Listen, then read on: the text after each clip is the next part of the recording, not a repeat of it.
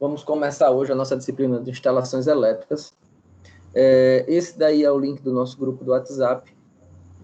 A nossa turma é bem pequena, então é bem concisa e a gente vai dar para a gente estar se ajudando aí nessa proposta aí dessa disciplina. A gente vai acelerar um pouco, porque essa disciplina está começando um pouco tarde, mas nada que seja perdido, não. Com certeza, com o conhecimento de vocês, a gente vai caminhar bem. Já são alunos que já são conhecidos nossos, e dá para a gente poder fazer isso aí tranquilamente. Então, vamos lá. Nessa disciplina de instalações elétricas, a gente vai estudar um pouco a generalidade do sistema elétrico. Qual é o objetivo dessa disciplina? Essa disciplina, ela tem por objetivo, ao final do curso das instalações elétricas, você realizar um projeto de instalações elétricas predial e ter o conhecimento de gerar um projeto elétrico comercial, industrial também. Os conceitos que vão ser passados são gradativos, são bem seletivos, são de aprendizagem sequencial, que dá para poder a gente ir montando esse raciocínio e levando para frente. A gente se baseia muito na NBR 5410, que é a de instalações elétricas de baixa tensão. A gente usa muito também a NR10 e a NBR 5410 e a 5444, que é a de simbologia de projetos. Então, assim, é sempre bom dar uma pesquisada, dar uma lida, porque tem muito material que a gente vai utilizar aqui. Mas, assim, a dúvida que vocês tiverem, vocês sabem que não tem ladeira, é só chamar e a gente vai conversando aqui, vai sanando elas uma por uma. Vamos lá. Então, quando a gente fala de generalidades do sistema elétrico, a gente fala sobre, primeiramente, o que seriam as instalações elétricas. Instalação elétrica seria a parte física dos componentes das instalações, da ligação, né? Seria o tubo, que é o eletroduto, seria os cabos, seria tudo que é a parte física do negócio. Vamos lá. A fonte geradora vem da concessionária e as cargas são os eletrodomésticos e eletroeletrônicos que conectam as tomadas.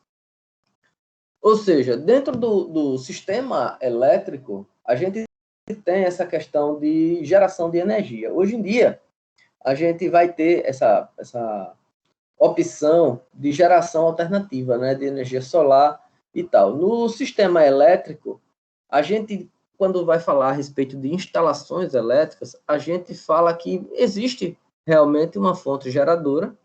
A gente não entra muito na geração solar das instalações elétricas, porque a questão das placas solares, ela vem até o acesso do conversor, né, do medidor, e do medidor para frente é a parte física da instalação elétrica. A gente vai tratar da parte física, seria do medidor para frente, nesse momento. Existe uma outra disciplina que seria justamente a questão de geração de energia, né? E aí a gente vai lidar um pouco com as formas de geração e tal. Mas, nesse momento, as instalações elétricas, a gente fala da parte de medição para dentro da residência. Então, vamos lá. Podemos dividir a instalação elétrica em algumas partes. Aí ele fala aqui. Infraestrutura da instalação elétrica, que seria os eletrodutos, as caixas de passagem, caixa de medidores, fixadores para cabos, bandejas elétricas, leitos, eletrocalhas, suportes e etc. A medição e a proteção são todos os medidores, disjuntores, fusíveis, relés, que monitoram e protegem instalações elétricas. Ok. Então, observa que a gente separa por partes o que realmente, quando você junta tudo, ele faz um contexto que é a instalação elétrica, mas tudo faz parte e cada um tem a sua separação. A primeira que a gente falou foi infraestrutura, a segunda que a gente falou foi medição e proteção, e nós temos a questão do cabeamento. Nós vamos ter também uma parte que a gente vai falar sobre seleção de cabeamento. A gente vai poder falar a respeito da seletividade de cabos, de você escolher qual é o cabo adequado para você colocar na sua instalação elétrica.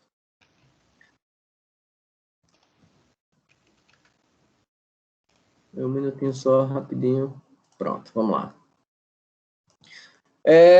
Quando a gente fala de controle, são os interruptores, sistema de iluminação, sensores de automação, a questão que você faz o comando, vamos dizer assim. Nós temos dois tipos de controle. Nós temos a parte de força e temos a parte de comando, tá? Quando a gente fala de interruptor, quando a gente fala de disjuntor, quando a gente fala dessas coisas, estamos falando da parte de força. Quando a gente fala da parte de controle, seria justamente você fazer o circuito de controle dessa parte. Da questão da instalação elétrica em si, né, dos cabos e tudo. Quando a gente fala da parte de força, é a parte física. Quando a gente fala da parte de comandos, a gente fala da parte do funcionamento do negócio, né? São duas instalações elétricas diferentes. Tem a de comando e tem a de força, que faz parte dessa de controle. Então, nas instalações elétricas, podemos classificar como prediais, comerciais e industriais. E existem diferenças entre essas três modalidades. A instalação predial, ela é basicamente composta por interruptor, tomadas e lâmpadas, né? E assim, não tem, e disjuntores, né, que é a parte de proteção. Não tem assim muito, não tem relé, não tem muita coisa assim de detalhe não, que é o contrário das questões industriais e mais comerciais, que as industriais, elas são vários sistemas de medição para controlar o consumo de energia, consumo por fase, você precisa de um controle maior, você precisa justificar gastos, você precisa identificar qual é o tipo do circuito que está consumindo mais. Quando a gente fala em residencial, claro que existe a questão de termografia, né, porque se tiver um cabo folgado no quadro de disjuntores, no quadro de comando, a gente precisa identificar para evitar a perda desse disjuntor, a perda do cabo, o problema da isolação do cabo que vai acontecer. Mas, assim, isso é mais apontado quando a gente fala de instalação industrial, porque essa questão do laudo de termografia, a gente precisa realmente apresentar isso no prontuário elétrico, né? O prontuário elétrico, a gente vai falar isso um pouco mais à frente, ele é uma coletânea de documentos que faz parte do inventário, vamos dizer assim, elétrico da fábrica. Ele é obrigatório para indústrias que tem acima de 75 kVA, e é obrigatório que o dono da empresa, ele forneça, ele provoque a elaboração desse prontuário elétrico para poder deixar disponível para os profissionais da manutenção. Existe uma questão que a gente vai falar também um pouco mais à frente, eu estou falando de maneira genérica para poder a gente começar e puxar o assunto, a respeito de autorização, capacitação do profissional que trabalha dessa forma, né? São 3 passos. Nós temos a autorização, nós temos a capacitação e nós temos a habilitação desse colaborador. Quando a gente fala de autorização, a gente fala a respeito de que o colaborador ele precisa ser autorizado pela empresa para ele poder trabalhar com energia elétrica. Quando a gente fala em capacitação, a gente fala do profissional saber trabalhar com energia elétrica.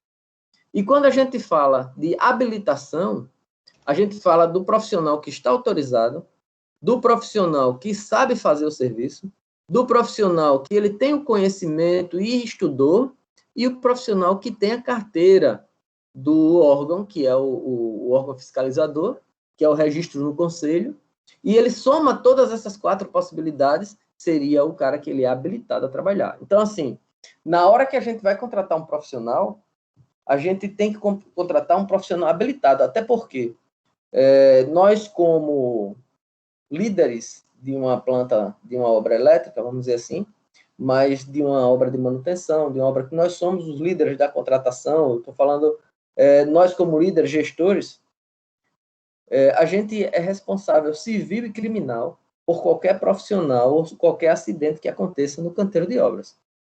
Então, a gente tem que estar atento, tem que estar controlando tudo, tem que estar monitorando cada acontecimento do canteiro de obra. Se, por exemplo, eu falo isso em todos os treinamentos, todas as palestras que a gente fala, que eu tenho uma oportunidade, eu sempre cito, que teve um estabelecimento aqui em Maceió que contratou um pintor, por ele ser mais barato, do que ele preferiu contratar esse pintor do que contratar uma empresa, uma construtora, para fazer uma pintura de fachada. Então, ele encontrou a alternativa de contratar um pintor mais barato, e esse pintor, ele utilizava uma escada de alumínio, utilizava bermuda, sandálias havaianas, normal. Quer dizer, um profissional sem EPI, um profissional que não estava preparado para trabalhar com rede elétrica, um profissional que não tinha treinamento quanto ao trabalho em altura, porque ele ia precisar de uma escada para a pintura da fachada. Então, o que aconteceu? Essa empresa, ela tinha uma subestação abrigada, e do lado externo dessa empresa tinha as buchas que faziam acesso da rede de média tensão, para poder acessar a sua subestação abrigada e fazer a distribuição elétrica interna do prédio. Então, o que aconteceu?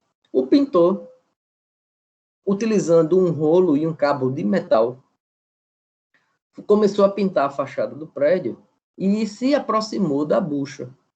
Quando ele se aproximou da bucha, da subestação, sem tocar a bucha, ele, quando se aproximou, o rolo estava molhado de tinta, o cabo era metálico, a escada dele era de alumínio. Resultado, ele sofreu uma descarga por arco elétrico e ele realmente veio a falecer no momento do choque elétrico. Aí o Ministério do Trabalho foi procurar quem era o responsável, era o responsável pela infraestrutura do estabelecimento. E o que foi que aconteceu? O cara foi afastado, responsabilizado civil e criminal, sem a intenção de matar, mas ele não se preocupou se o cara tinha NR10, se ele tinha NR35, que era trabalho em altura. Ele, como contratante, ele tinha por obrigação fornecer o EPI, fornecer os EPCs, fiscalizar o serviço, porque o uso da escada, como ele estava encostado a escada na fachada, a escada deveria estar amarrada, ela não estava. Além dela, ele deveria estar utilizando o cinto, porque ele estava acima de 2 metros de altura, não estava. Não tinha um ajudante com ele, porque se a escada não estava amarrada, a obrigatoriedade do NR35 obriga o colaborador a ter uma pessoa dando a escora da escada no chão, com o pé dando apoio na subida da escada. E não tinha ninguém com esse cara. Então, esse cara foi autuado, ele perdeu o seu emprego, foi afastado do seu emprego, tem uma multa rolando aí, não sei se pagaram ou se não pagaram, se encontraram uma saída quanto a isso, eu não procurei saber, mas o que acontece é que quando acontece um acidente, o responsável pela obra, ele é o culpado civil e criminal, e ele vai para a justiça explicar o que foi que aconteceu. E aí só sabe o desenrolar na hora do acontecido. Então, assim, a gente tratar com energia elétrica é muito delicado, é muito complicado. Vamos lá. Diversos relés para controle de processo e proteção de máquinas e equipamentos. Vários sistemas de controle utilizando comandos elétricos e automação elétrica. Esses são instrumentos que compõem a instalação elétrica industrial. A potência instalada em equipamentos de uma instalação é muito maior em caso de instalações elétricas industriais, se comparada a uma instalação elétrica residencial. Por conta dessa questão dessa potência instalada, é que equipamentos de controle mais rigorosos, mais robustos, mais seletivos, vamos dizer assim, porque ele consegue filtrar picos de tensão com maior agilidade do que o da rede residencial, eles são muito utilizados nas indústrias. Né? Até os instrumentos de questão de medição, questão de controle dessa potência, das instalações elétricas, de comando, de start, tudo, eles são, até o preço, são mais salgados, vamos dizer assim, do que os residenciais. Até porque a seletividade tem que ser muito grande, porque ele compromete uma gama de equipamentos que vem posterior a ele, né, na linha de produção, que são equipamentos caros, que eles têm que ser protegidos para evitar a queima dos equipamentos. A diferença cria a necessidade de muitos sistemas de medição, proteção, controle e muda a complexidade do sistema. exatamente o que a gente vinha falando agora. Então, temos alguns conceitos. A questão de energia, definida como tudo aquilo capaz de realizar ou produzir um trabalho. Ela existe em diversas modalidades, sob várias formas, ok. A gente, quando fala de energia, a grosso modo, a gente tem já microscopicamente a geração de energia quando efetua o trabalho. Se a gente for falar microscopicamente, que vocês viram isso em física, eletricidade, isso é terceiro período, quando a gente vai atrás do conceito de energia, na hora que o átomo sofre um deslocamento, o elétron no núcleo, na eletrosfera, ele sofre um deslocamento que ele causa o salto de um átomo para o outro átomo, para a eletrosfera do outro átomo. Esse deslocamento do elétron, ele gera um trabalho. Então, a geração de energia já vem desde o átomo, ele, na sua parte de eletrosfera, quando ele recebe o impulso e tem a geração da corrente elétrica, propriamente, vocês lembram disso? Eu acredito que vocês lembram disso, que foi tratado. Se não foi por mim, foi pelo professor Juarez. Eu não estou lembrado na época como foi, mas que a gente falou dessa sequência de matéria, molécula, átomo, prótons, elétrons e nêutrons e fótons, né? Então, assim, nessa sequência, existe a geração de energia. Aí vem para a gente agora a geração de energia porque efetua o trabalho, e nós temos energia mecânica, energia cinética, nós temos todo tipo de geração de energia. Quando a gente fala energia propriamente dito, não é a geração de forma de gerar energia, mas sim a energia gerada através desses meios. Aí nós temos aqui mecânica, elétrica, térmica, química, atômica, eólica, solar, que pode ser transferida ou convertida de uma forma para outra, mas não criada nem destruída. Já tem a frase, né, que é muito conhecida, que a energia ela não se cria nem se perde, ela se transforma, né? Então, assim, a gente pode gerar essa energia, transformar ela mecânica em elétrica, elétrica em mecânica, solar em elétrica, e assim sucessivamente. A térmica em elétrica, energia química, que é a energia das pilhas, né? Energia atômica, energia eólica. Então, a geração de energia acontece de diversas formas. Aí vem aí, a unidade de energia no sistema internacional é o joule, a energia propriamente dita, né? Um joule é a energia que acelera uma massa de 1 quilograma a 1 metro por segundo ao quadrado num espaço de 1 metro. É bem interessante esse conceito para poder a gente entrar. A gente vem de baixo realmente construindo esse conceito para a gente chegar nas instalações elétricas mais à frente e a gente poder ter esse conceito como base para fazer o projeto pensando em todo esse contexto. Aí vem a energia mecânica, dividida em energia cinética e energia potencial. A energia cinética relacionada ao movimento do corpo e a potencial relacionada à posição do corpo. Energia elétrica é a energia mais fácil.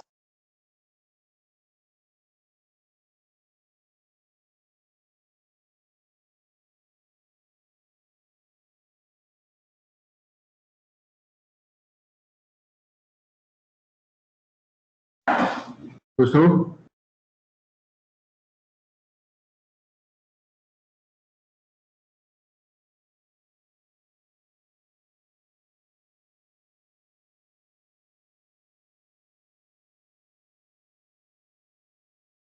Professor, aqui o senhor tá mudo, viu? Senhores, estão me ouvindo? Agora sim. Pronto. Por um momento, a internet aqui deu uma viajada. Vamos lá.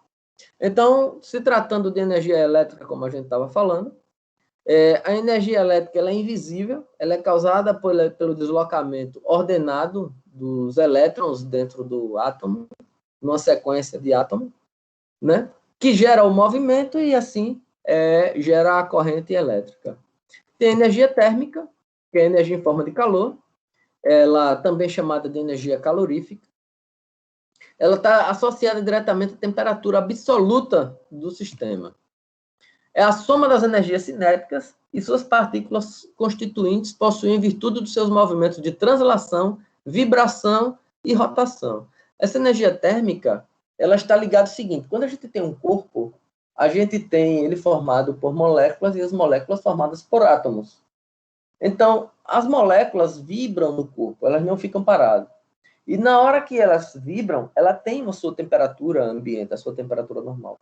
E quando a gente, por alguma interferência externa, causa a elevação da vibração dessas moléculas, a gente eleva a temperatura do corpo. Como é o caso do micro-ondas. A gente coloca o alimento no micro-ondas e a gente insere um meio, que no caso são as micro-ondas, que vão influenciar as moléculas dentro do alimento. E eles começam a vibrar com mais intensidade. E essa vibração causa o aquecimento da comida. E outras mais. Vamos lá. Energia luminosa.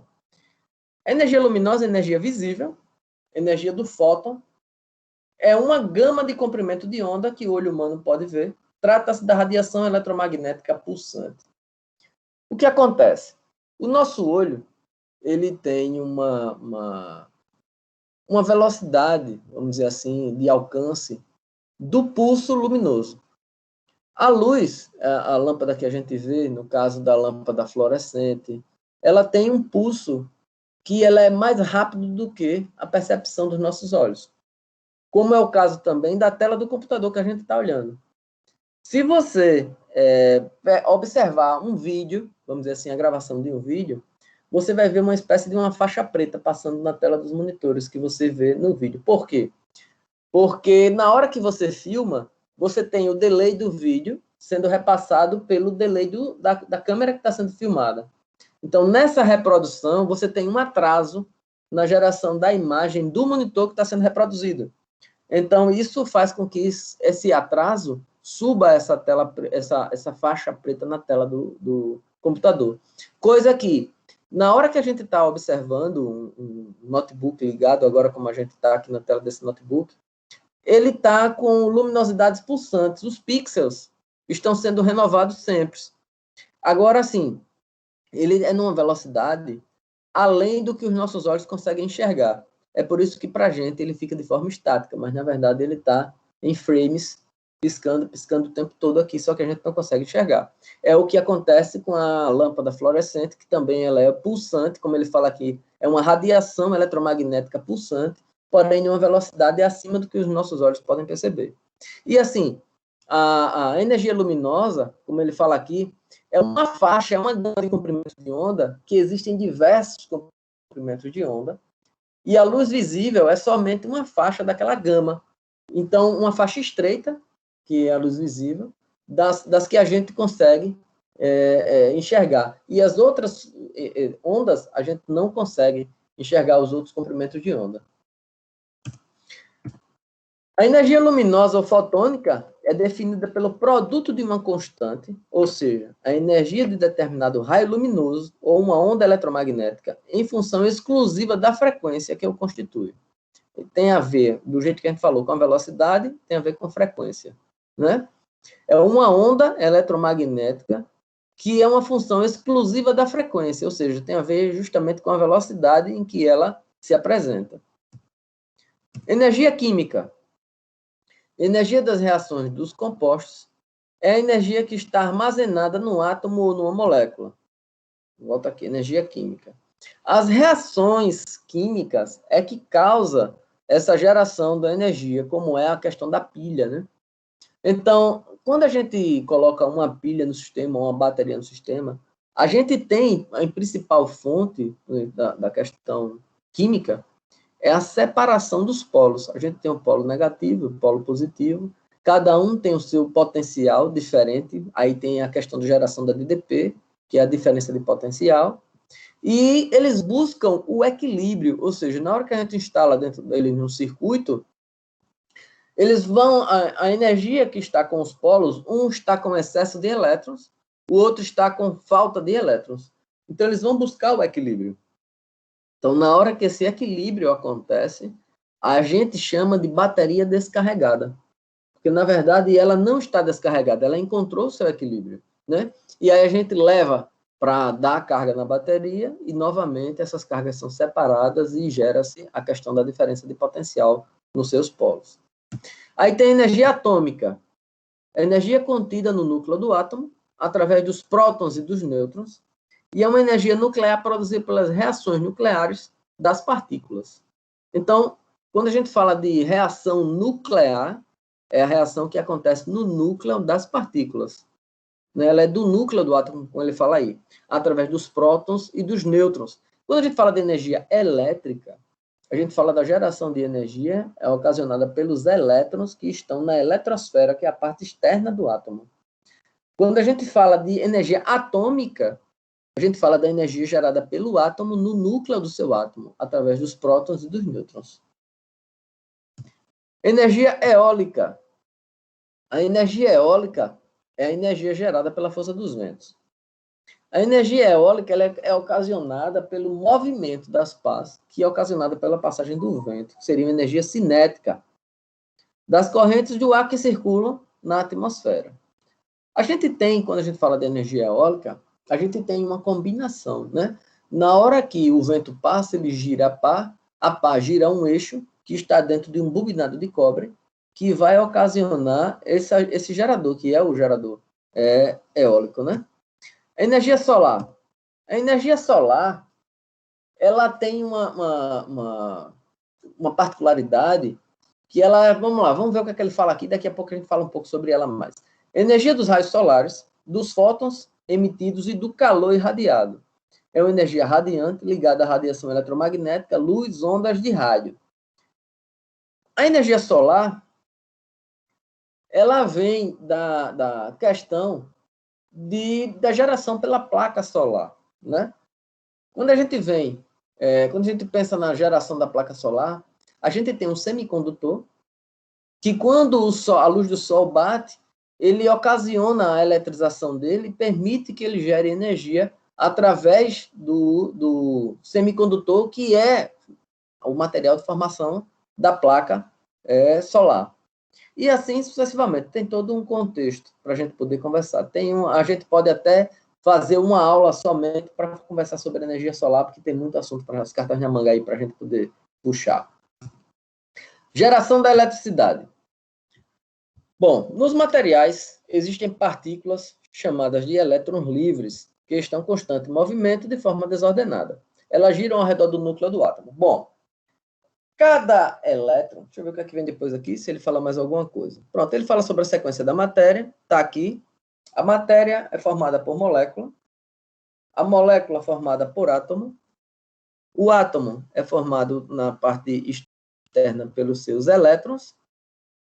Aí nós temos aí, dos elétrons, nós temos a separação do núcleo atômico, que nós temos aqui, que ele divide-se em prótons e nêutrons. Nós temos elétrons, prótons e nêutrons. Os prótons e nêutrons estão no núcleo atômico, e na parte da eletrosfera nós temos o elétron, né?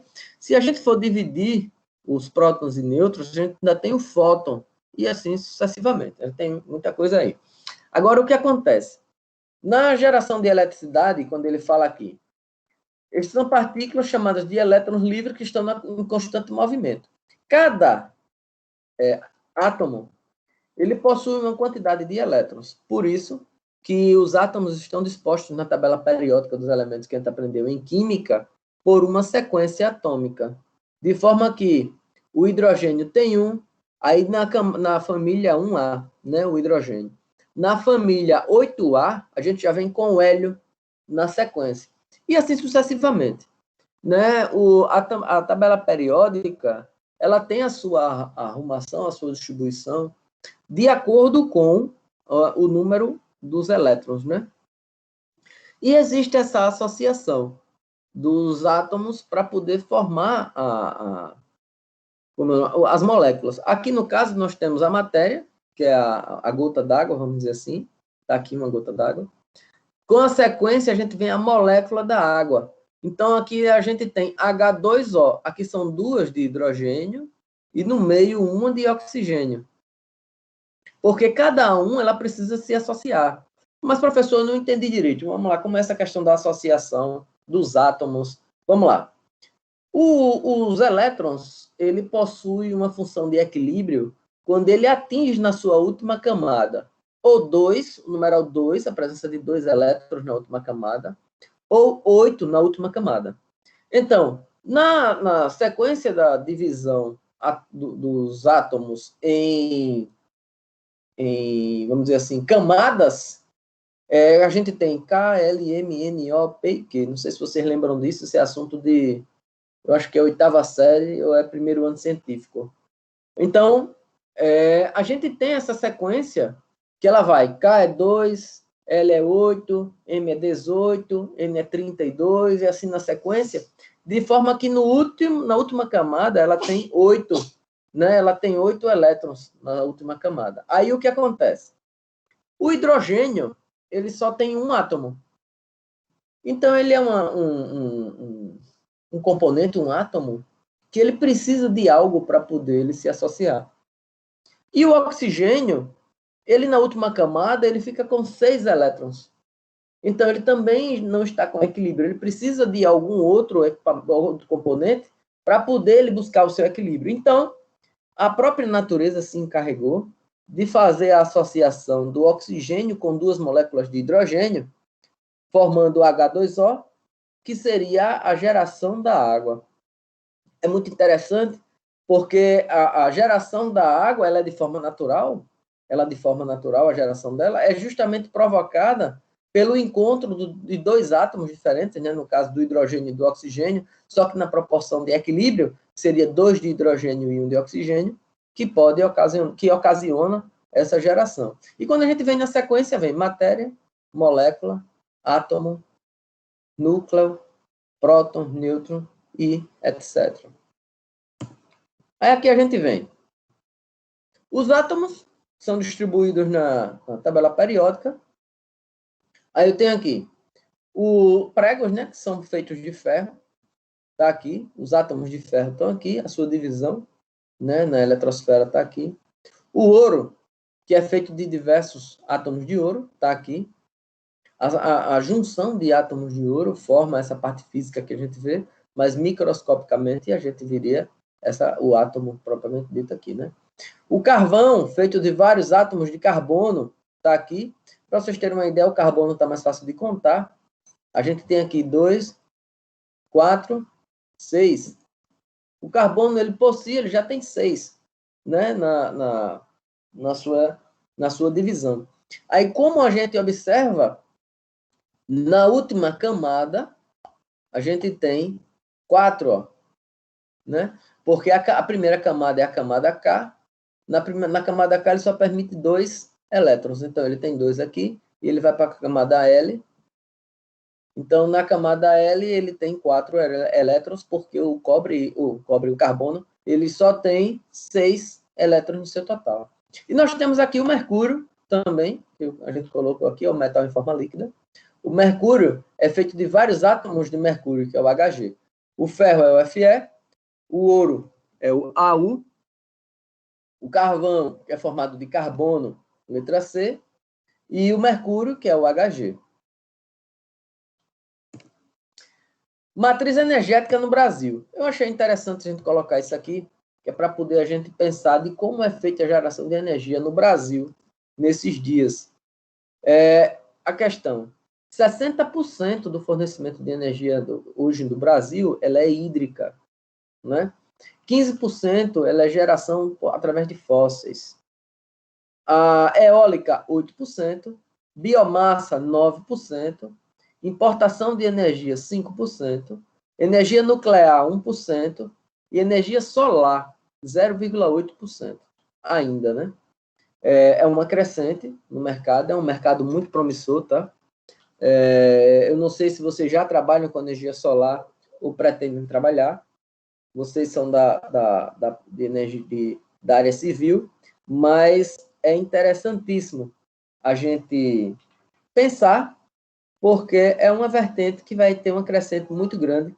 Eu acredito que nos próximos 10 anos vai estar mais barato do que o que é hoje, porque é de interesse, né, do pessoal. E a gente está tendo aí uma onda de livre escolha do fornecimento de energia elétrica. E eu acredito que é uma vertente também que vai estar muito presente para a gente. Eu não digo nem em 10 anos, eu digo que em 5 anos a gente já vai ter, eu acredito que a possibilidade dessa possibilidade da gente ter uma matriz energética livre para a gente escolher qual é a concessionária que a gente quer ter na nossa casa. Eu acredito que isso é uma vertente que o progresso vai trazer isso para a gente. E assim, quando gera concorrência, o preço baixa, né? A concorrência gera uma melhora de qualidade, gera uma melhora no serviço e gera uma queda no preço. Vamos lá. Então, nós temos a geração de eletricidade aqui. Eu coloquei essa figurinha para poder a gente ter como base a geração. Aqui eu coloquei uma usina hidrelétrica, aqui eu tenho uma água, a represa, a turbina geradora de energia.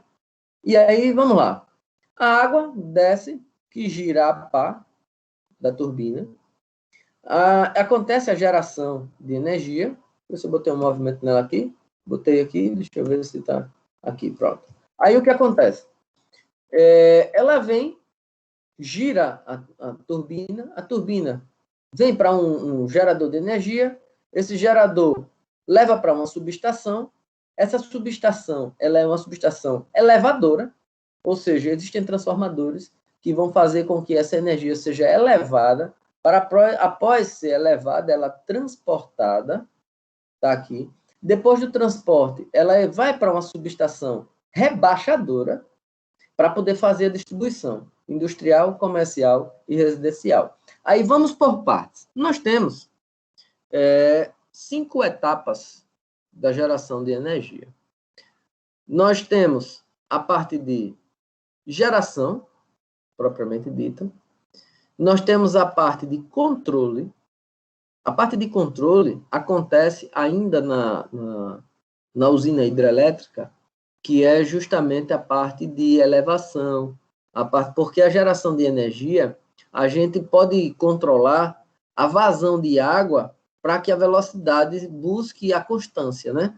Agora, assim, na hora que a pressão da água, ou seja, a altura da água, a coluna da água, ou a presença de água no reservatório começa a baixar, a gente tem uma diminuição na velocidade da água que passa pela turbina. Aí eu tenho um controle que é feito na comporta para poder garantir a velocidade da água passando pela turbina e a gente controlar a velocidade da turbina pela geração de energia.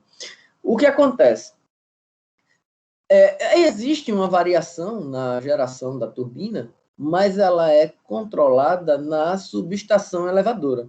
A subestação elevadora ela possui bancos de capacitores, possui todo um aparato, todos os equipamentos para poder manter e garantir o equilíbrio da energia gerada. E até elevar essa energia, porque na subestação, na etapa de controle, ela prevê a distância a qual ela quer entregar, qual é o seu cliente. Por exemplo, nesse exemplo aqui nosso, a gente tem a subestação de energia elevadora, que é da hidrelétrica, e a gente tem uma subestação rebaixadora, que é da distribuidora de energia, que no caso da gente aqui é Equatorial, e ela tem que entregar na Equatorial o contratado, né? Energia contratada. Digamos que, por exemplo, aqui em Maceió, nós temos a Braskem.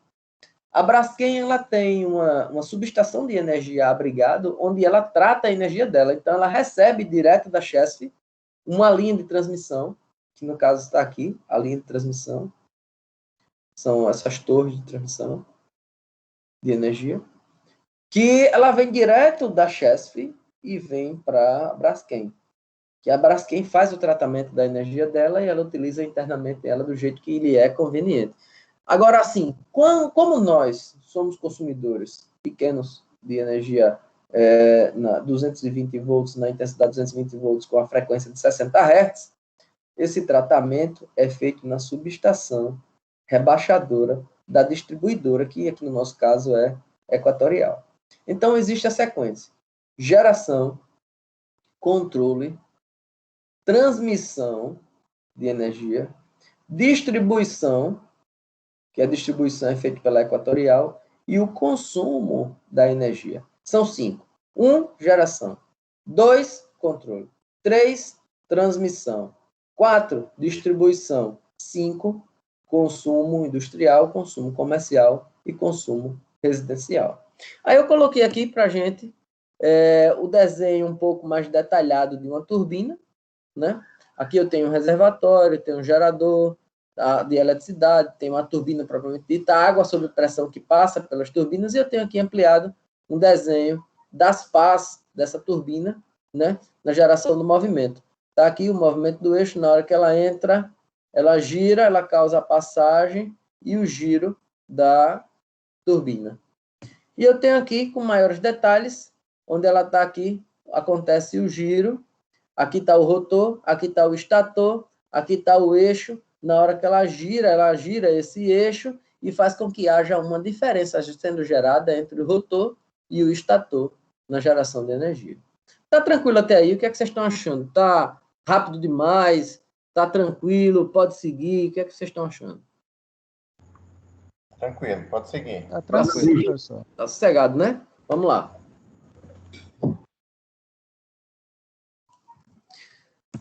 Aí eu tenho carga elétrica. A quantidade de carga elétrica que um corpo possui é dada pela diferença entre o número de prótons e o número de elétrons que o corpo tem. Aí eu tenho aqui carga elétrica, quando eu falo aqui. A carga elétrica em um corpo é representada por uma letra Q, carga elétrica, que é expressa na unidade de Coulomb. A carga de um Coulomb é 6,25 vezes 10 elevado a 18 elétrons. Aí a carga de um elétron, ou um próton, chamado de energia elementar, menor carga elétrica encontrada na natureza. Ok. O que acontece? Quando a gente fala de carga elétrica, carga atômica elétrica, a gente tem essa de um Coulomb, 6,25 vezes 10 a menos 18, e nós temos a carga que é menor encontrada, seria a no elétron. Ela é menos 1,6 vezes 10 a menos 19. A carga elementar, ela tem um valor absoluto. Ela é 1,6 vezes 10 a menos 19. Como nós estamos tratando de elétron, e o elétron é a parte negativa, então a representação é menos 1,6 vezes 10 elevado a menos 19. E o próton, como ele é positivo, ele fica mais 1,6 vezes 10 a menos 19. Mas, na verdade, o valor da carga elementar é 1,6 vezes 10 a menos 19, no sentido natural da numeração, ou seja, sem levar em conta o sinal. Porque o sinal ele é porque um é elétron, que é negativo, o outro é próton, é porque é positivo. Mas como a gente está falando de valor elementar, nós estamos falando de módulo. Então, a fórmula para calcular a carga elétrica é multiplicando o número de elétrons pela carga elementar. Então, se ele dissesse qual é a carga elétrica de um corpo, isso quando a gente está falando de carga elétrica, nós estamos falando de carga elétrica atômica, está entendendo? A quantidade de elétrons que tem, o número de elétrons, que você multiplica pela carga elementar, você acha a quantidade de carga elétrica presente no corpo. Aí tem aí Q, que é carga elétrica, é igual a N, que é o número de elétrons multiplicado pelo Ezinho, que seria a carga elementar, que é 1,6 vezes 10 a menos 19. Aí quando você fala assim, Q igual a NE, aí você diz, a carga elétrica de um corpo carregado negativamente e tal. Se ele está carregado negativamente, aí você já sabe que o Ezinho ele vem menos porque a gente está tratando de elétron, quando ele fala aqui, 1,6 vezes a menos 19. E aí ele carregado positivamente é de próton, mais 1,6 vezes 10 a menos 19. Vamos lá. Tensão elétrica. A tensão elétrica é interessantíssima a gente falar sobre isso, porque ela diz o seguinte, para que as cargas elétricas possam se movimentar ordenadamente através de um determinado material condutor, precisamos de uma força para impulsioná-las. Esta força, de natureza eletrostática, damos o nome de tensão elétrica. É uma carga capaz de realizar trabalho, essa capacidade é chamada de potencial. Cargas diferentes produzem uma DDP, que é uma diferença de potencial. Deixa eu ver o que ele fala aqui mais à frente, para poder a gente explicar um pouco melhor. A soma das diferenças de potencial de todas as cargas do campo eletrostático é conhecida como força eletromotriz, e a unidade fundamental é o volt. A diferença de potencial é chamada de tensão elétrica, que é representada pela letra V, E ou U.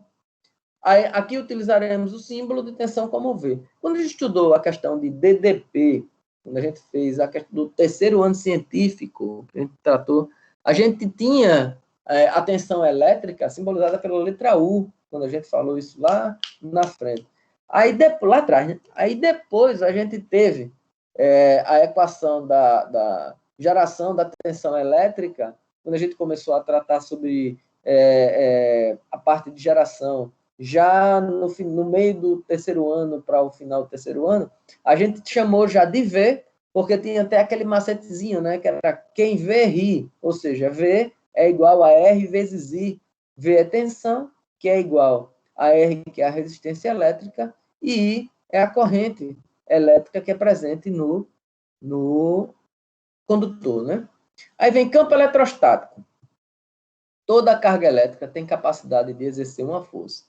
Isso se faz presente no campo eletrostático, que envolve cada corpo carregado. Quando a gente fala em questão de corpo carregado, a gente tem o seguinte, deixa eu colocar aqui a minha mesa digitalizadora aqui, eu vou riscar um pouquinho aqui para a gente poder começar.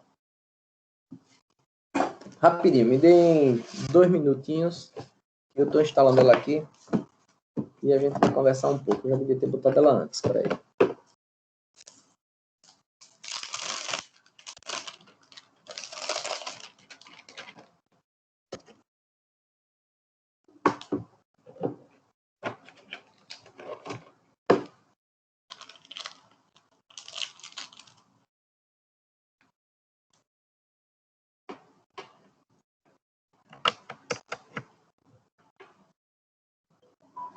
Eu vou conseguir aqui agora uma página dessa em branco para poder a gente...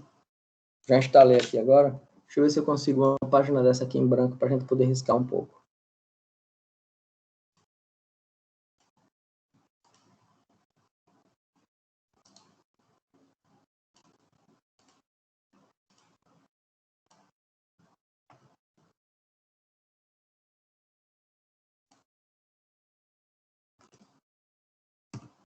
Prontinho, consegui. Vamos lá.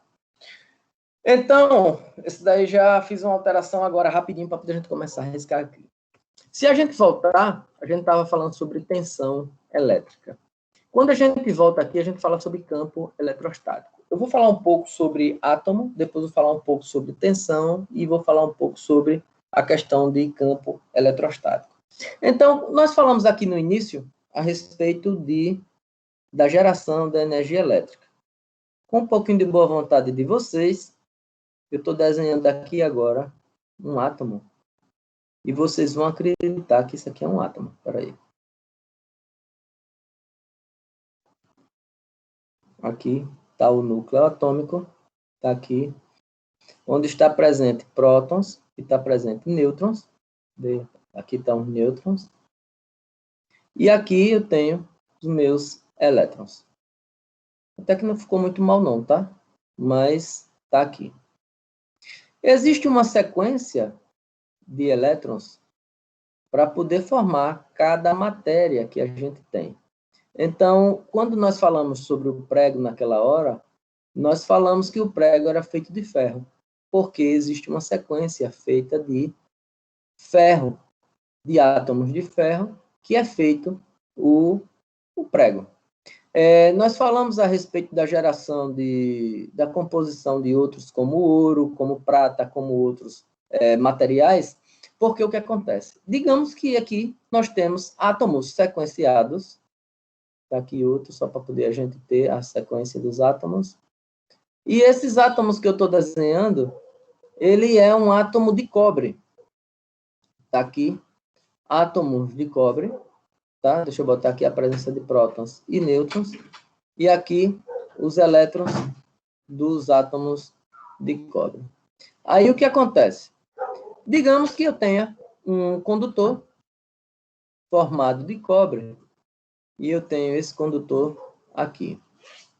Esse condutor, ele é um tubo, né? Feito de um material condutor.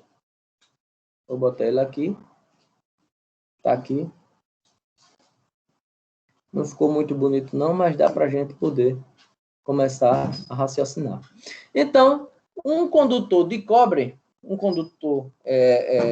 de cobre normal, ele sem ser instalado em nenhum circuito elétrico, as suas moléculas de formação, elas ficam oscilando dentro do seu corpo em sentidos aleatórios por todo o corpo.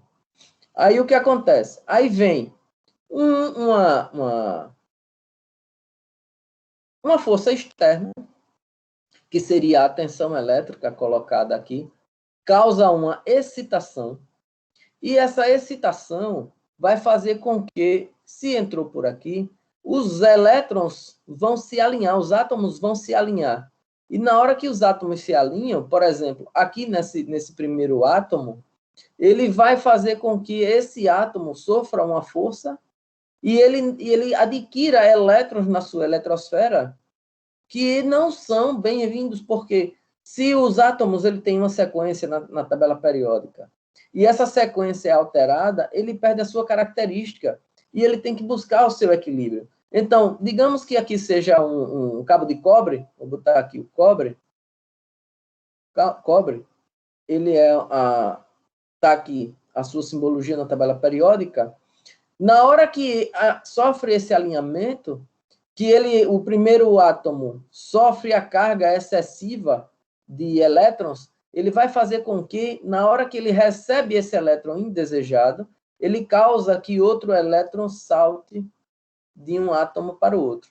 Nesse salto, ele encontra momentaneamente o seu equilíbrio, mas ele desequilibra o átomo seguinte. Na hora que o átomo seguinte ele sofre esse desequilíbrio, ele lança um outro elétron para o da frente, e assim sucessivamente.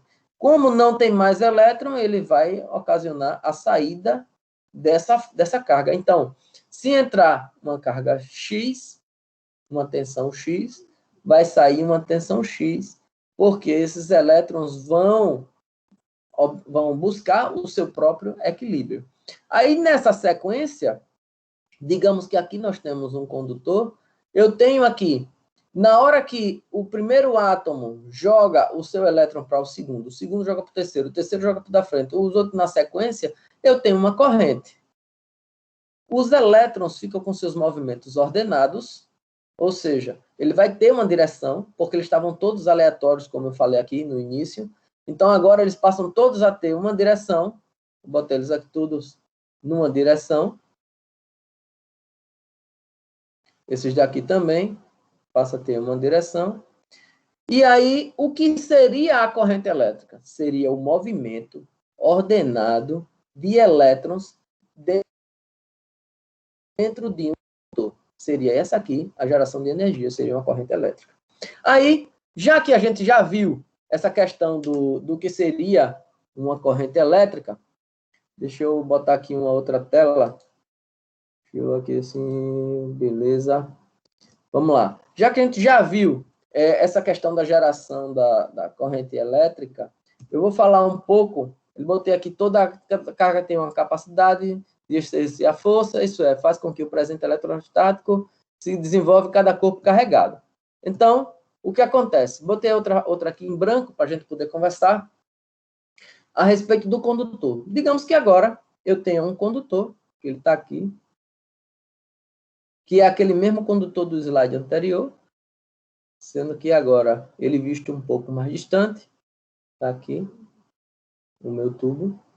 Na hora que a energia elétrica entra por ele, que ela sai do lado de cá, então, esse condutor, na hora que é gerado, deixa eu voltar aqui, na hora que é gerada essa energia que entra e que sai, ela tem uma geração térmica, acontece uma elevação da temperatura no condutor por conta da passagem dos elétrons, porque na hora que esse elétron se desloca, ele gera trabalho, como nós vimos, né?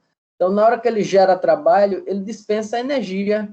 Na hora que ele dispensa a energia, ele eleva a temperatura. É como se a gente estivesse numa sala e, de repente, a gente começasse a se movimentar. Então, se você ficar parado, sentado, você vai ter uma temperatura.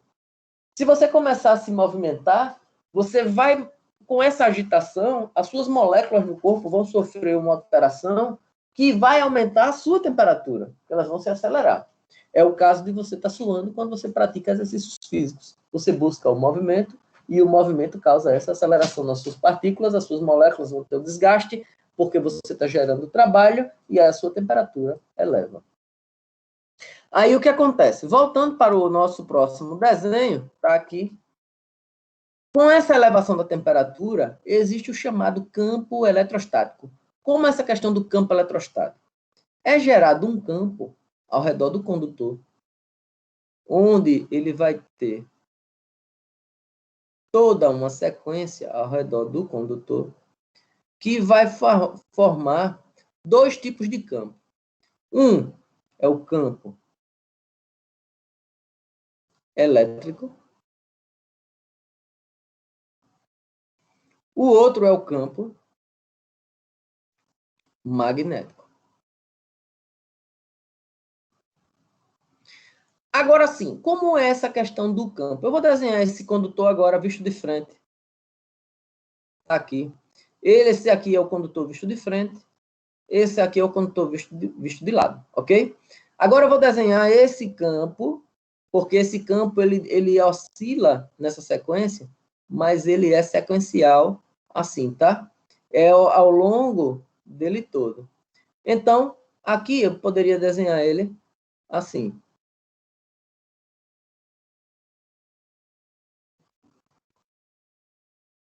Deixa eu apagar isso aqui de dentro, para a gente poder ter um campo mais redondo. A minha tentativa é fazer um campo redondo aqui. Vamos lá. Deixa eu diminuir essa barriga do lado de cá. Bom, ficou até mais ou menos, né? Mas vamos lá. Então, o que acontece? Eu tenho o condutor, tenho a extremidade do campo. Eu vou botar aqui uma bolinha com o número 1. E vou colocar aqui uma bolinha com o número 2. Dessa bolinha com o número 1, eu vou ter o centro do condutor. E na bolinha do número 2, eu vou ter a extremidade mais externa desse campo.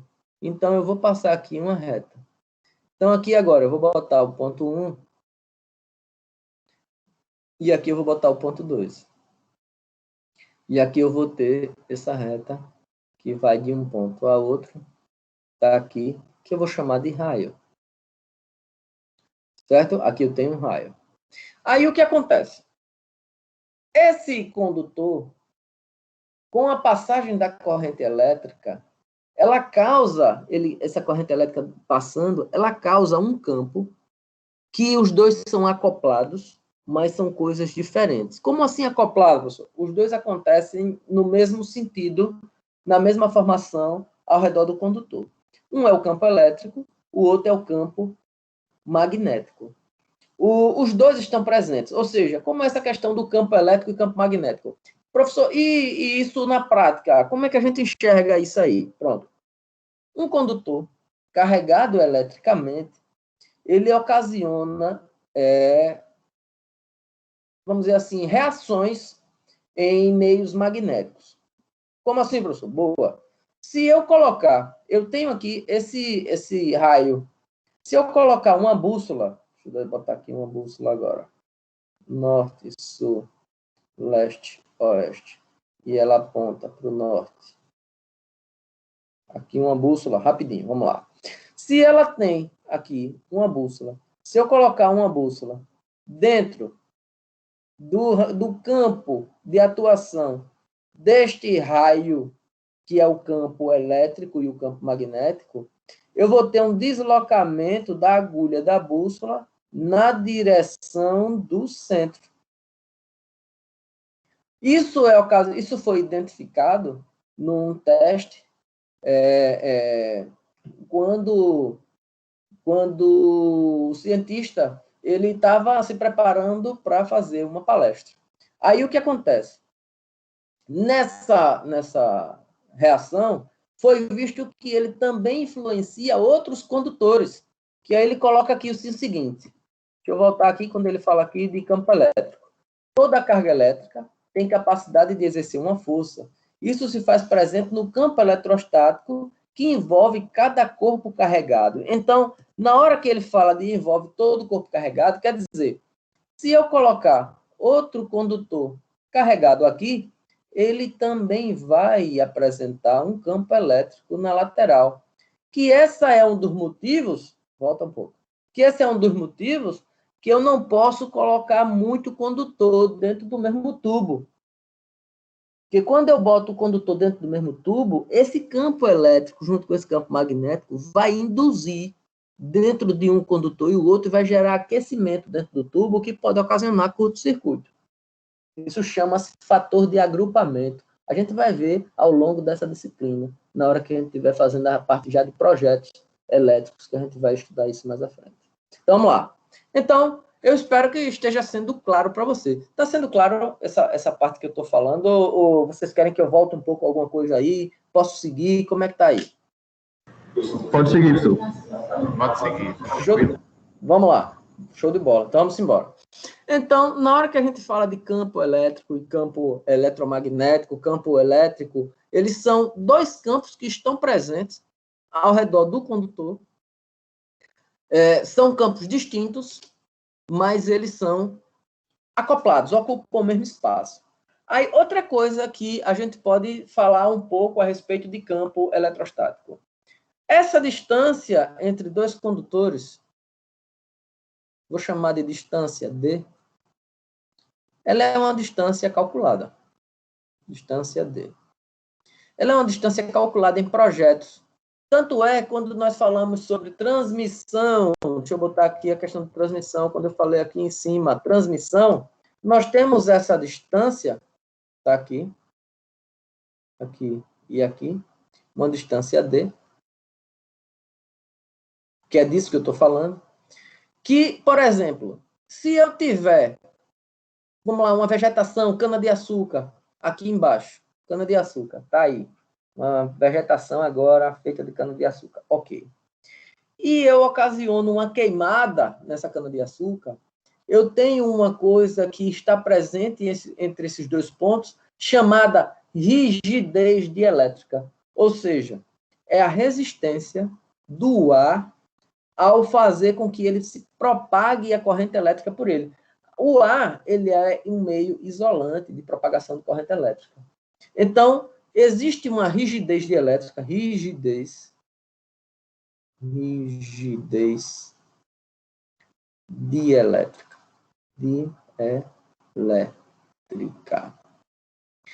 Dielétrica, elétrica, di quer dizer isolação. Quando fala rigidez, seria uma força que faz com que o ar permaneça isolante. É uma rigidez dielétrica. Isso pela raiz da palavra que a gente está avaliando. Aí o que acontece? Na hora que eu faço acendo a cana aqui embaixo, eu toco fogo na cana, eu elevo a temperatura desse meio. Na hora que eu tenho, vamos lá para frente agora. Na hora que eu tenho os dois átomos, os dois condutores, com essa distância D, e eu tenho aqui agora o fogo que foi ocasionado pela vegetação, eu tenho uma elevação na temperatura entre os dois condutores, que vai ocasionar a minha diminuição na rigidez dielétrica, ou seja, o ar ele vai perder a sua característica de isolação. E os condutores, que geralmente a transmissão é feita com cabos de cobre nu, cabos de alumínio nu, eles vão fazer com que a energia comece a passar de uma fase para outra da alimentação.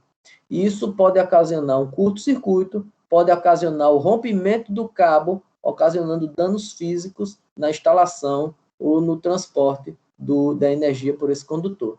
Aí o que acontece? É por isso que existe uma campanha de não toque fogo em plantas, em vegetação, embaixo de rede elétrica.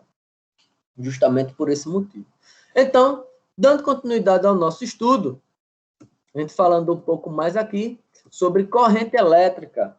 A gente falou aqui, na questão, nesse desenho aqui, sobre a corrente elétrica, que seria o movimento ordenado dos elétrons dentro de um condutor, ocasionado por uma excitação externa que a gente causou. Vamos lá na frente agora, observar o que é que ele fala sobre corrente elétrica. Movimento ordenado de elétrons dentro de um condutor, provocando uma diferença de potencial. Isso a gente já tinha em mente quando a gente falou um pouco lá atrás a respeito sobre aqui a carga elétrica. A gente falou sobre tensão elétrica, a gente falou sobre carga elétrica também, e aí a gente montou essa questão da corrente elétrica. Quando ele fala geração de uma diferença de potencial, muitas vezes, quando a gente fala de corrente alternada, a gente fala dessa geração de potenciais diferentes. Mas a gente também pode observar, quando a gente fala de corrente contínua, que a gente tem a questão da bateria, o que acontece? Como é uma bateria? Deixa eu tentar desenhar aqui uma bateria. Eu vou desenhar ela não em 3D, mas eu vou desenhar ela em 2D. Tá aqui. Aqui a bateria. Eu vou ter aqui um polo, vou ter aqui outro polo, e eu vou ter a geração da bateria feito da seguinte forma. Tá aqui.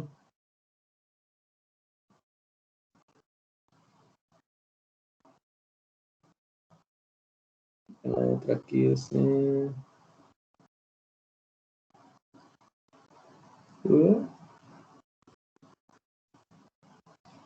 Ela é formada por placas de chumbo no seu interior e acopladas de forma que não se tocam. Elas são associadas e aqui fica o polo positivo e aqui fica o polo negativo. Ou seja, existe uma distância entre elas, que é um meio de isolação dessas placas, que vai garantir que elas não se toquem, mas que existe uma diferença de potencial. Ou seja, esse daqui, pelo fato dele estar positivado, mostra que ele está com ausência de elétrons. E esse negativo, ele está com excesso de elétrons. Então, o que acontece? Na hora que eu monto um circuito elétrico de corrente contínua, deixa eu botar o positivo aqui do lado, positivo, e o negativo eu botar ele aqui do lado. Na hora que eu monto um circuito elétrico com uma corrente contínua, onde eu tenho aqui, vou botar aqui assim, a chave, vou botar ela aqui.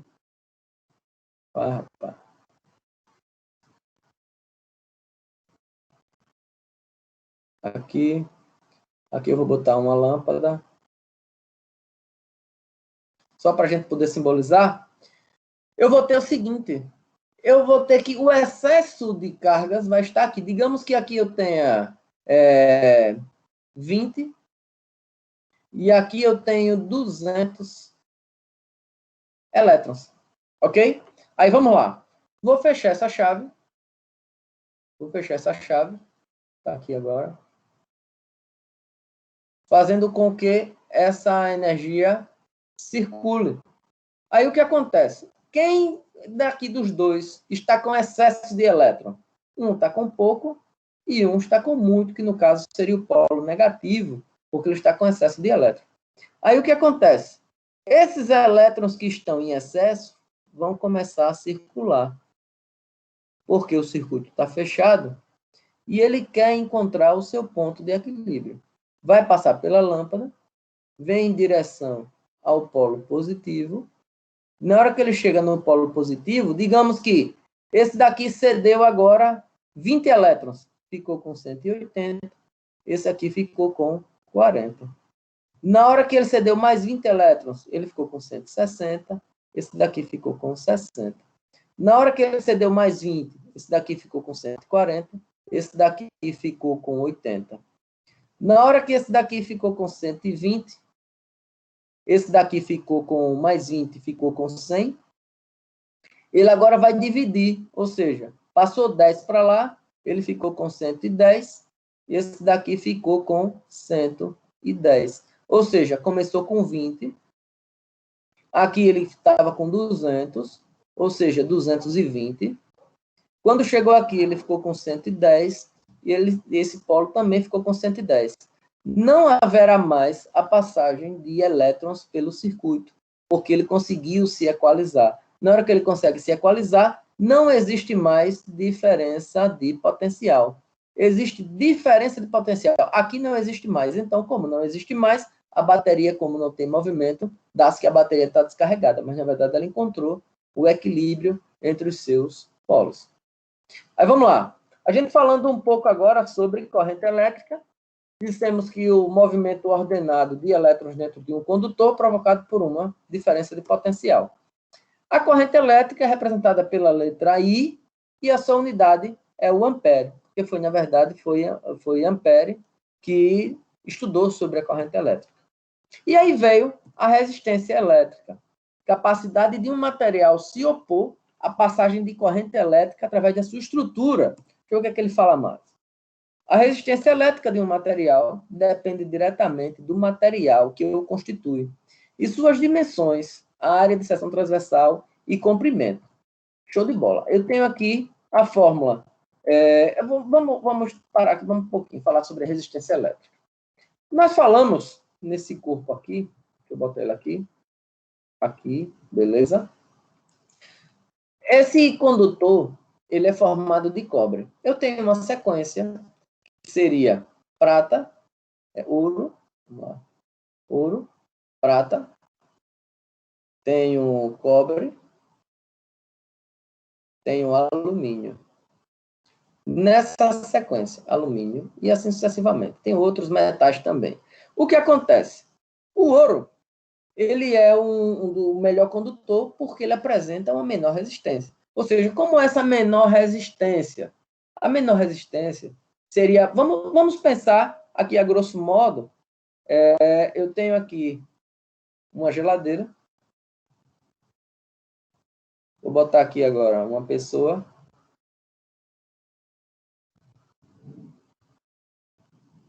Vai empurrar a geladeira.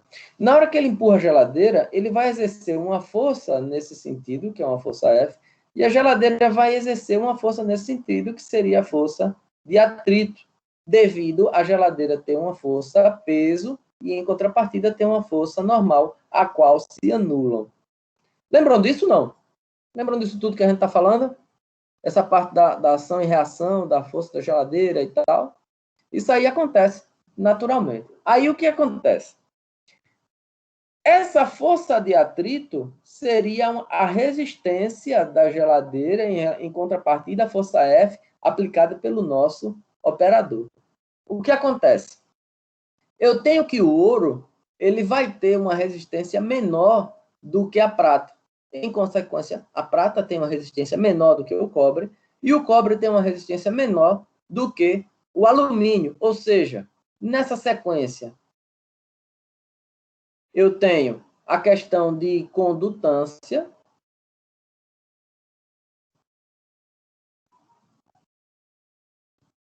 Condutância. O ouro tem uma condutância maior, a prata tem uma condutância maior, menor, o cobre tem uma condutância menor, o alumínio tem uma condutância menor. E nessa sequência, eu tenho aqui o ouro como sendo o melhor condutor, a prata como sendo o segundo melhor, o cobre, e aqui eu tenho a questão da... se eu for botar para cá, vamos botar assim, a resistência, e aqui eu tenho a condutância. Deixa eu tirar esse texto da frente. Condutância. O ouro é melhor, a prata, o cobre, e a resistência vai aumentando nesse sentido. São o inverso. A resistência é o inverso da condutância, a condutância é o inverso da resistência. Então, dando continuidade à resistência, deixa eu botar lá para a gente poder dar continuidade à resistência elétrica, eu tenho a seguinte coisa. A resistência, nós temos que tensão é igual a resistência vezes a corrente elétrica. Nós já vimos a questão da tensão elétrica, já estudamos sobre a corrente elétrica e temos a resistência elétrica. Cada material possui a sua resistência intrínseca de cada material. Ou seja, o ouro tem uma resistência devido ao seu material. Como essa, mas assim, dentro do material, como é essa questão de resistência?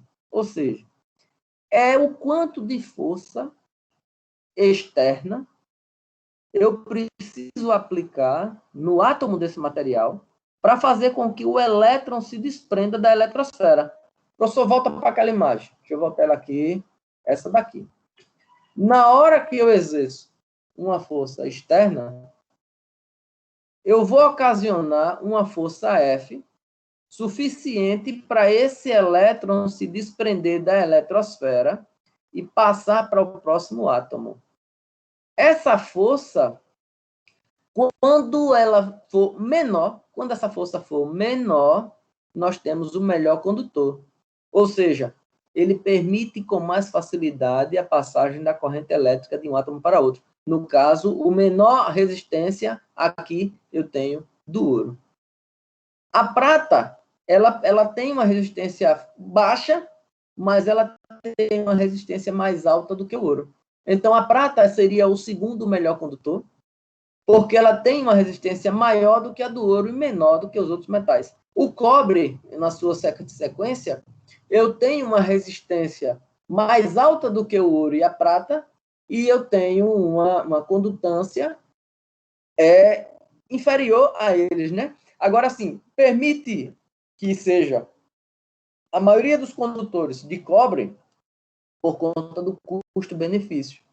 O custo-benefício de se encontrar o cobre no mercado, ele é muito mais fácil, é mais abundante, o preço é mais acessível e faz com que seja feito esse material, seja o material mais adequado. Aí nós pensamos também em questão de transmissão de energia através do alumínio.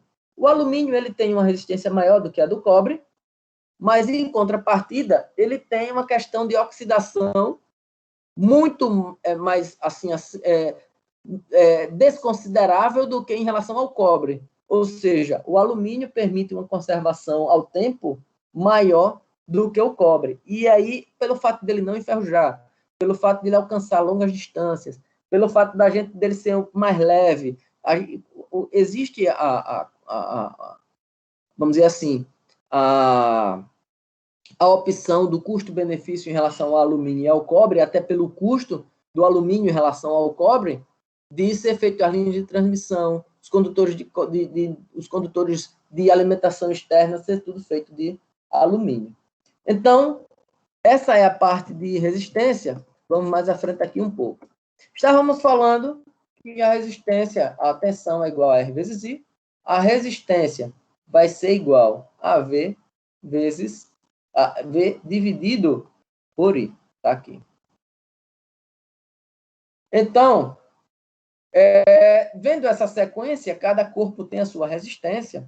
A gente tem aqui capacidade de um material se opor à passagem da corrente elétrica através da sua própria estrutura, a gente já tinha visto isso, ela é intrínseca de cada componente. A resistência elétrica de um material depende diretamente do material que o constitui, como a gente falou, que ela é intrínseca de cada material. Tem a ver com as suas dimensões, ou seja, a área da seção transversal. Professor, você está falando que a área da seção transversal, o que é a área da seção transversal? Vamos lá. Digamos que eu tenha aqui um condutor, está aqui, emite uma força externa de tensão elétrica, está aqui. E essa tensão consegue passar. A seção transversal é essa seção aqui, que eu tenho o centro do condutor e tenho um raio R.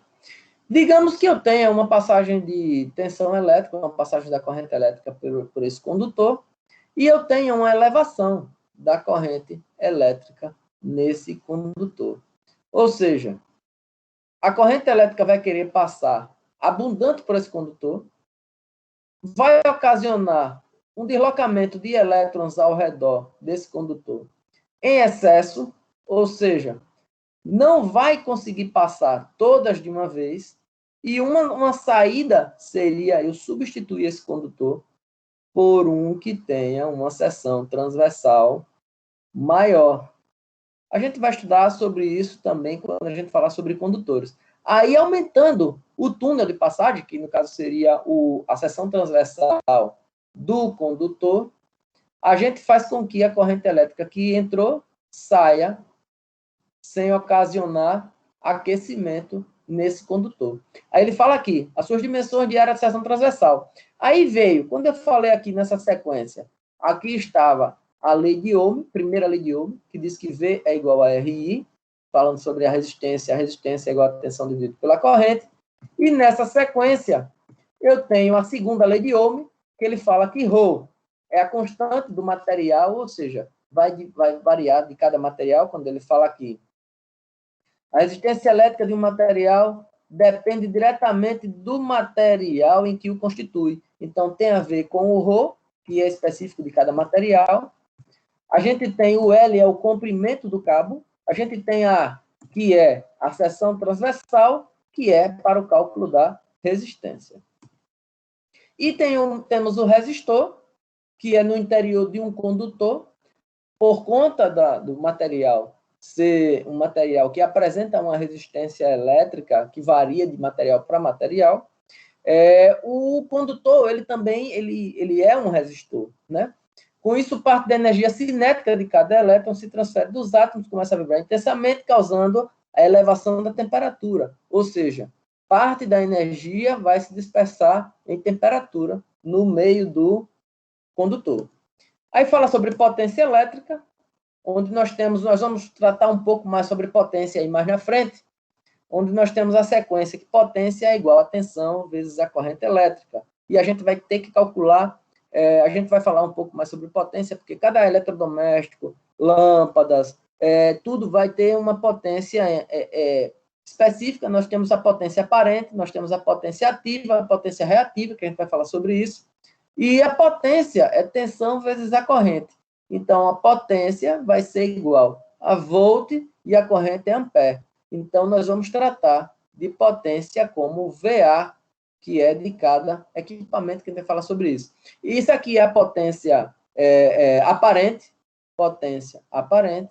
E quando nós falamos de watt, é a parte da potência que se aproveita na geração de energia. Essa é a nossa potência ativa. A gente vai falar um pouco mais sobre isso aí mais na frente. Então, o cálculo de uso da energia elétrica, a gente, para calcular, basta usar a potência do aparelho e o tempo de utilização. Aí seria, para calcular, seria a potência do aparelho vezes o tempo de utilização que a gente tem.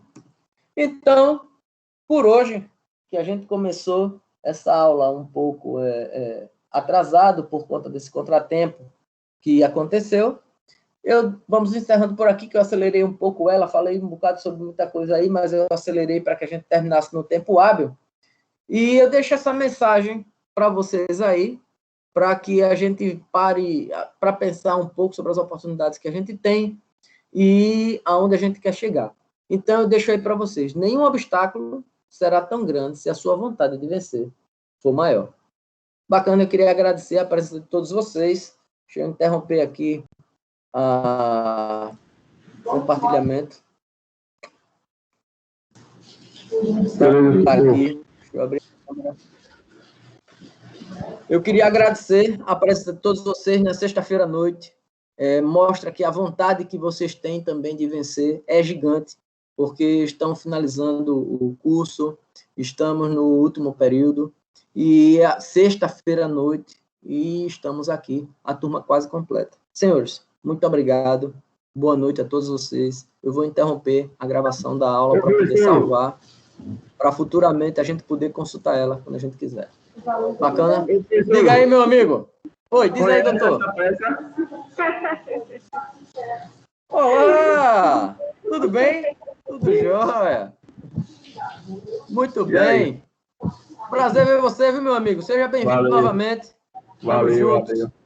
Valeu. Tranquilo, valeu, senhor. Boa noite, velho. Tchau. Boa noite, meu irmão. Valeu. Boa noite, professor. Boa noite. Valeu, Adeilson. Prazerzão estar com você de novo. Boa noite, meu irmão. Amém. Valeu.